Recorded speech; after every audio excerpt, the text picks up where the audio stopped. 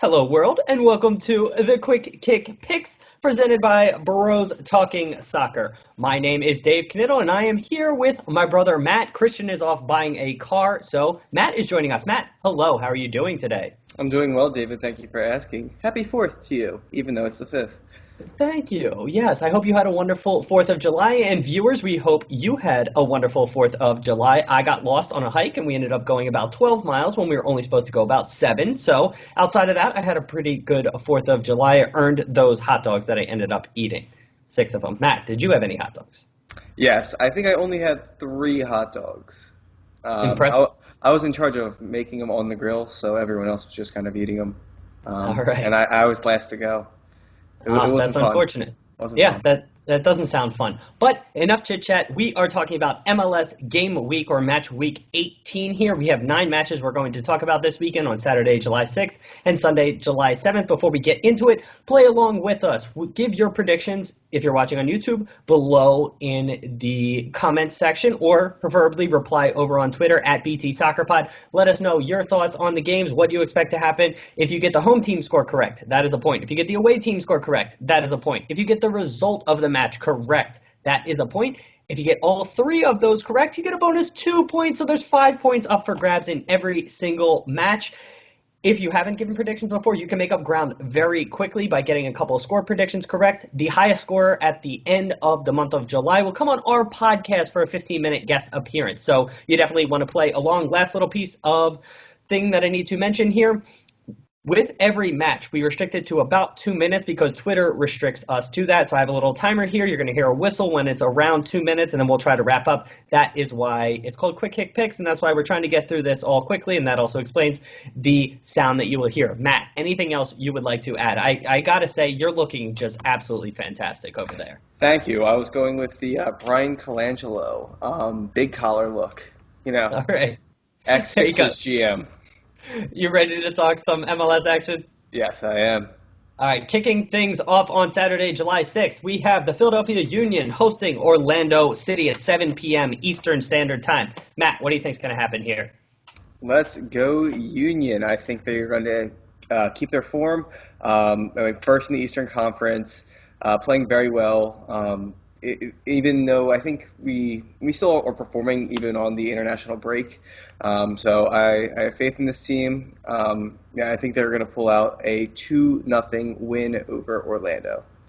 Yeah, and so these two teams met in Orlando midweek. Philadelphia prevailed 3-1 in that. Obviously, the red card to Jansen, I believe, was his name, played a big role in that at the end of the first half. And so the Union were able to come out in the second and just kind of put the game away pretty quickly. Before that, though, I thought this was a relatively even match. And so it wasn't a pushover. I was impressed with both sides and just the pace of the match. And it was a lot of fun to watch. Now, Jamiro Montero had a horror tackle committed on him by Sasha Kleshin, who also got a red card in this match. Orlando finished with 9 men here. I don't know if he's going to be healthy enough to play in this game. He's going to be a big loss for the Union, but Orlando's going to be without Kleshin, without Janssen, and also they're playing midweek against New York City in the quarterfinals of the Open Cup. They've never won a trophy. They haven't even made the playoffs. I think a lot of their focus is going to be on that, and for that reason, I have Philadelphia cruising to a 3-0 win here. Andre Blake is going to be back. Matt Freese filled in well for him while Dre was away with the Jamaica national team, but he should be back here, and I don't see the Union conceding here, and it being a relatively comfortable 3-0 win. Matt, anything else you would like to add? No, I think you hammered it. All right, there we go, just hammering it home. Next match we are talking about, we have the Columbus Crew hosting the Seattle Sounders at 7:30 p.m. Eastern Standard Time. Now, both of these teams, if I recall correctly, lost midweek, and neither is in a great run of form right now. Columbus specifically is just really struggling on all sides of the pitch, offensively, defensively. Their midfield isn't necessarily doing great. They're still without Will Trapp, Gyasi Zardes, Zach Steffen has moved on, though they did sign the Curacao keeper. He's not going to be eligible to play in this game, and so I think they're still going to be on shaky defense. Meanwhile, Seattle is still without a number of their players, having to deal with a lot of injuries and all of that, and also just being on the road midweek. I think they lost to New York City midweek 3-0. Yeah, 3-0. So for that reason, I have Seattle being able to come into Columbus and grind out a 1-1 result here. And yeah, that's what I think is going to happen. Matt, what do you expect to happen here? I think you are absolutely right with the 1-1 pick. Both teams, are kind of struggling right now. Seattle has won one of their last six, lost the other five. They're struggling. They don't seem like they're scoring too much. It doesn't seem like they're letting up too many goals, other than midweek 3-0 to New York City. But I just see both teams not being able to kind of one up the other, and just 1-1 results a good pick. Yeah, I'm in agreement with that. Again, I don't know if this is going to be the most entertaining match of soccer to watch here. And so for that reason, I just think Columbus has been struggling. Midweek, the goal that they gave up against RSL was just defensive mistakes, and that might continue here. Matt, say something else, because I have to cough. All right. So I'm in agreement with Dave with these not being the most exciting games. All right, there you go. I'm dealing still with a little bit of sickness, so apologies there, viewers, and I'm going to try to push through this all in one video. Next match we are talking about, we have the Montreal Impact hosting Minnesota United at 7:30 p.m. Eastern Standard Time on Saturday. Matt, what's going to happen here? I have Montreal Impact winning this one 3-1. I think they are probably one of the better teams in the Eastern Conference. I feel like they're going to be able to get a result here, and I feel like it should be rather easy for them. I'll say that. Nope. Interesting. All right, easy. Matt said easy about 3 times there. I don't think it's going to be quite as easy. I think that Montreal will still get a win, but it's going to be much tighter. Minnesota is coming off a 3-1 home win against San Jose, and they needed a late goal there to sort of separate themselves.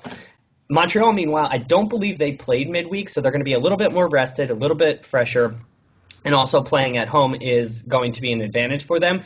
Again, I have them getting a 2-1 win here, but it's going to be tight. Montreal hasn't been the greatest in their form. I know they're still towards the top of the Eastern Conference table, but they still have a negative goal difference, and I expect them to kind of start to slide down the Eastern Conference table. Having said all of that, they still get a 2-1 win here. Matt, anything else you would like to add? No. Okay, we are flying through. Next match we are talking about, we have FC Cincinnati hosting the Houston Dynamo at 7:30 p.m. Eastern Standard Time on Saturday. Now, FC Cincinnati, they are just in a really, really rough patch of form. Even though they didn't play midweek, their most recent match was a 7-1 loss at Minnesota. Coming back home is going to be a little bit of a boost for them, but they just are not playing well in any facet of the game right now. They also can't reinforce until the window is still closed. It'll open right after this match, so they're still struggling to find talented players. And Houston, meanwhile, is getting all of their attackers back. They're coming off of a big performance against, Matt, do you know who Houston played? I think it was a 2 or 3-0 Red win. Bulls 4-0. Oh, yeah, it was 4-0, yes. And Albert Elise looked really good in that match. Mauro Manotas looked really good in that match. And so I have them coming into Cincinnati, continuing that run of form. Houston hasn't been the greatest roadside, but I have them getting 3 goals here in FC Cincinnati, and Cincinnati getting 1. It ultimately ends up 3-1. Matt, what are you expecting to happen? Yeah, I think it's going to be a 1-0 win for the Dynamo. Like you said, they're getting their attackers back. They have been struggling recently, other than last game with scoring goals and performing with the 4-0 win. I think it was Wednesday the game was. I think they're going to be able to continue a winning ways, but I still think goals are going to be hard for them, especially with just more people just coming back, and it's going to take them a little bit to get used to. Got it. And so I think a lot of their scoring struggles were coinciding with Alberto Elise and Romel Kyoto, and even Mauro Manotas being away on international duty. I think Manotas was away as well. But once they came back and were getting back into the lineup, I mean, very quickly, they scored 4 against the Red Bulls, and so that's why I'm not as concerned about their scoring, and so that's why I have them getting 3 goals. Anything else? Nope. Next match we are talking about, Sporting Kansas City is hosting the Chicago Fire at 8:30 p.m. Eastern Standard Time on Saturday, July 6th. Matt, what are you expecting to happen here?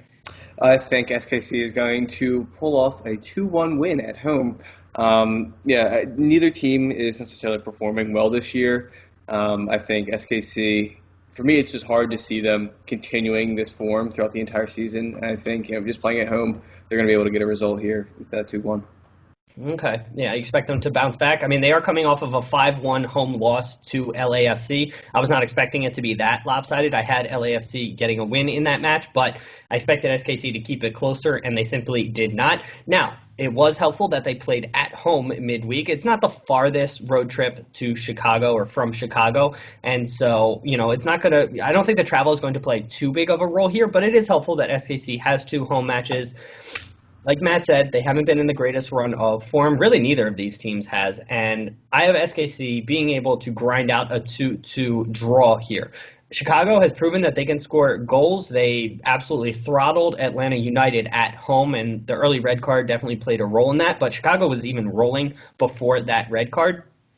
They're scoring goals, but again, I don't have a ton of confidence in their defense. Having on the opposite side of the field, or whatever the heck the right way to say that is, SKC hasn't exactly been impressive defensively or offensively either, and so I have this ultimately ending up as a 2-2 draw because both sides defensively are not the greatest. Matt, anything else you would like to say? No, I would not. All right. Next match we are talking about, we have the San Jose Earthquakes hosting Real Salt Lake at 10:30 p.m. Eastern Standard Time on Saturday, July 6th. San Jose is coming off of, like we talked about a few minutes ago, a 3-1 loss in Minnesota, and RSL is coming off of a 1-0 victory over Columbus. And so both of these sides had a road game, and now they're playing a home game, vice versa. So RSL had a home game, now they're playing a road game. That was a weird way to say that.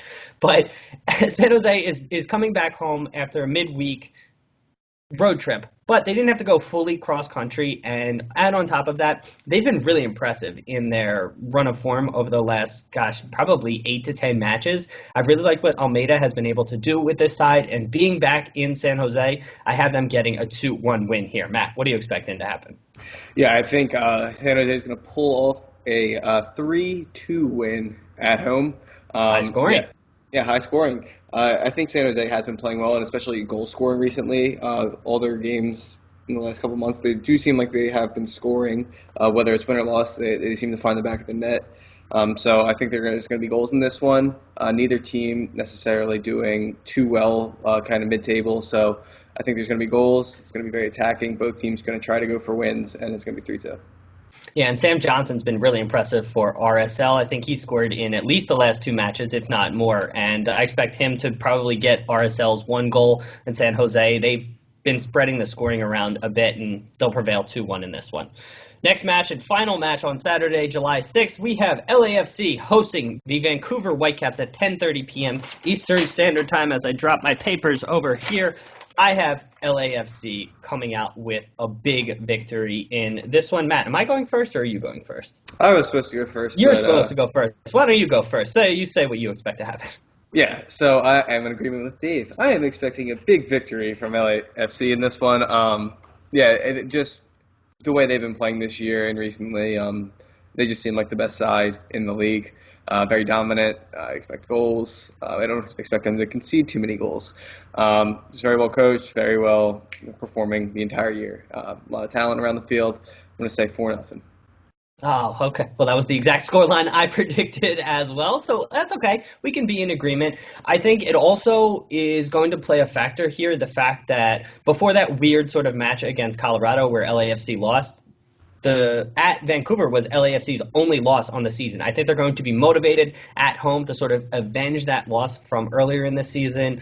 I expect to see Diego Rossi, Carlos Vela, the full complement of attackers. Now, they're still going to be without Walker Zimmerman and Tyler Miller, but I don't think those are huge losses for them. And again, I don't think I'm very worried about Vancouver getting goals if I'm an LAFC fan. That they have enough on the defensive side to keep them shut out. And meanwhile, on the attacking side, they scored 5 goals at SKC, and I would argue SKC probably has a better defense than Vancouver. And so with this being at home, I expect LAFC to roll. I wouldn't be shocked if it's even more than 4, but 4 is what I'm predicting as well, 4-0 to LAFC. Matt, anything else you would like to add?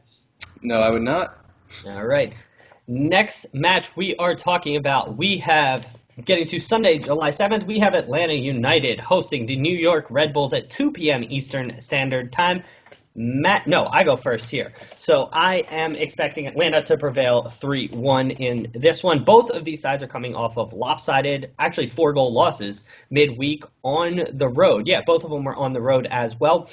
Atlanta, a lot of it can be explained to the early red card to Leandro Gonzalez Perez, but they were already not playing well, and I believe already down 2-0 in that match before the red card and the resulting penalty. That was a concerning sign for a side that has one of the best defenses in the league to have conceded basically 2 goals within the first 10 minutes, and then with the red card, I think it was 3 within the first, definitely 15 minutes. I expect them to sort of tighten up, even that with being without Gonzalez Perez, who's going to be suspended. Joseph Martinez is going to be back, and I assume back in full. I can't remember how much of a role he played midweek. I don't know if he even got into the match. On the Red Bull side of things, they lost 4-0 in Houston and didn't look great, and so I expect Atlanta to just prevail 3-1 in this one. Matt, what are you expecting? I'm expecting this to be a close game. Their last game, I think it was 1-0 to the Red Bulls. Both teams kind of near each other in the table. I think Atlanta's a couple spots ahead of them, but I think they're the better team, but it's going to be neck and neck. I don't think it's going to be as high scoring. I think a 1-0 win to Atlanta is how it's going to go, very similar to last game. And that's a fair point. I think this is one of the budding rivalries in MLS. Both of these sides play attractive, sort of aggressive. I would say more aggressive. I don't know if the Red Bulls side plays attractive soccer, but both play pretty aggressive soccer, and it's made for some entertaining matches, and I could absolutely see this being closer, Matt. So I think that's a really good call by you. 1-0 for Matt, 3-1 for me. Thanks, Dave. You're the best. Last match we are talking about on Sunday, July 7th, we have NYCFC hosting the Portland Timbers at 6:30 p.m. Eastern Standard Time. Matt, what are you expecting to happen? I think I'm expecting NYCFC to win. I think they just have the way they play, I think, is just more attractive right now. So I just think NYCFC, I don't know. How close are they in the table, actually? NYC is, I think, in 5th, yeah. And then yeah, but Portland, points per game. Yeah, Portland played a little bit less, right? Yeah, but in points per game, New York City, I believe, would be first in the East. Okay, yeah. So I think just NYCFC just has the advantage, probably skill-wise. I think they're going to pull it off, I think I said, 2-1? Did I say it yet? I think 2-1. You didn't say a score yet, Matt. 2-1. 2-1. All right, there you go. New York City has had what feels like a bunch of home matches right in a row. They have a clear home field advantage playing at Yankee Stadium, and they score goals when they play there. I mean, they got 4 against the Union, 3 against Seattle, and I expect them to get another 3 here against Portland. But Portland has some talented attackers of their own. Brian Fernandez has scored in what feels like every single match that he's played, and I think it might even be for Portland. I think it's 6 or 7 consecutive matches that he's scored in. Expect him to get another goal here. But both of these sides have Open Cup matches midweek. Each is in the quarterfinals of the Open Cup. I want to say Portland is facing and has to travel to LA, whereas NYCFC has to go on the road and face Orlando. So I wonder if that's going to play a role here, especially with this being the Sunday game and then they have to play Wednesday. I wonder if we'll see some lineup rotation as both sort of look forward to possibly getting a trophy from that competition. I would expect probably New York City FC to rotate a little bit more with an eye towards that. Having said that, Western Conference versus Eastern Conference, cross-country road trip. I'm going to give the edge to the home side, and it's going to end up 3-2. Matt, anything else you would like to add? No. All right, that is it, and that's the first one where we actually got a whistle. There it is. All right, so that's what we expect to happen this midweek in MLS. Nope, not midweek. This weekend. Yep, yep. My time just gets all kinds of messed up. But weekend, also, we have stickers. Let us know. Leave a comment if you want some stickers or send us a message, preferably on Twitter, and we can get them for you. This has been the Quick Kick Picks presented by Burrows Talking Soccer. Matt, anything else you would like to add? Hope you had a great holiday, everybody. All right, there you go. Go enjoy MLS action this weekend, and we'll be back with another video next week. See ya.